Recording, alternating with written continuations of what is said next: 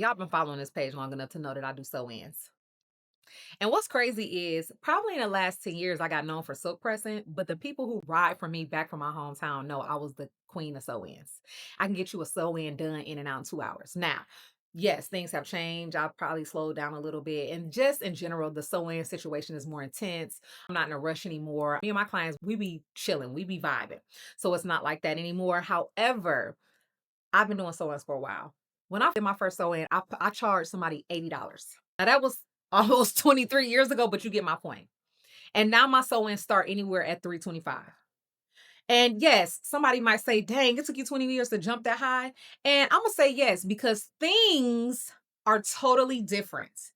If I was starting to do hair in this day and age right now, I probably would have had that $300 immediately because I was confident in myself and I really honed in on my skill because I wanted to provide sewing services. I took all the classes, I did all the practicing. So I felt like I was the best that I could be at that time. But now that I know more, definitely pick my services early on.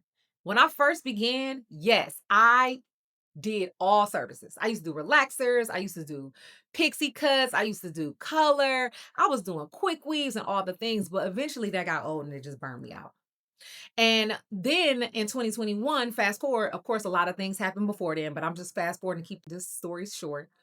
2021, when I decided, look, I don't like doing this service. I don't like doing quick weaves. I don't like doing short hair. I just literally woke up one day and said, I'm tired of doing it because I was burnt out and I was tired and I was making money, but still, it just was too much. And I couldn't concentrate on my business. So I decided I'm going to narrow it down to sew ins and silk pressing because those take me back to the time. You know what I'm saying? Them are new services that I learned, services that I already had in my business structure. And I just decided to hone in on those two.